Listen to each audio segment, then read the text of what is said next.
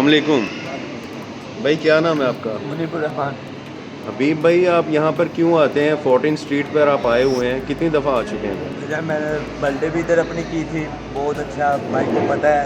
खाना ये पिज़्ज़ा वगैरह सब अच्छी चीज़ें हैं इधर। ये रॉ फैसल को भी जानते होंगे, रॉ फैसल ने अपनी बर्थडे की थी इधर, ठीक है। बर्थडे पार्टी आपने यहाँ पे हाँ की? जी, तो कैसी हुई थी पार्टी? बहुत अच्छी हुई थी भाई ने।